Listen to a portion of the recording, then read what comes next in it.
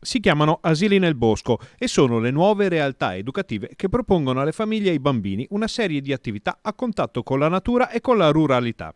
Fin qui tutto bene, ma quando mancano i presupposti di igiene e di sicurezza per i bambini, scattano ispezioni e provvedimenti.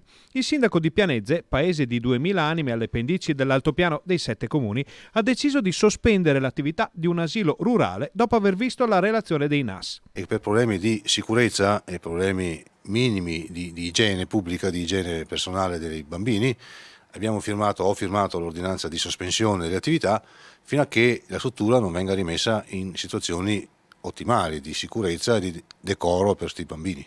I carabinieri avevano trovato nell'asilo una dozzina di bambini, oltre alle educatrici e a molti genitori, ma avevano trovato anche strutture non in sicurezza e alcuni dettagli non secondari legati all'igiene decisamente fuori parametro, che hanno convinto il primo cittadino della necessità di sospendere l'attività. Il tetto, i muri portanti, i solai, quindi una sicurezza fisica degli occupanti, no? Quindi c'è la necessità di mettere in sicurezza.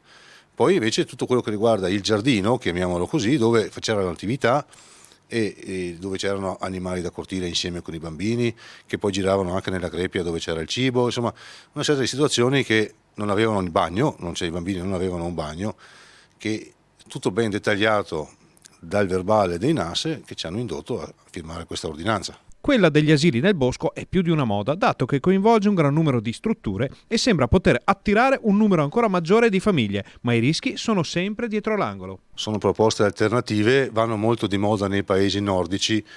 Personalmente sono legato alla tradizione del mondo scolastico, così come lo conosciamo nei tempi moderni.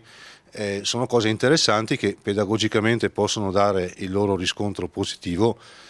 Bisogna contestualizzarli. Comunque deve essere fatto e può essere fatto, secondo me, in luoghi sicuri, in luoghi dove siano dignitosi e siano soprattutto sicuri e salubri per i bambini.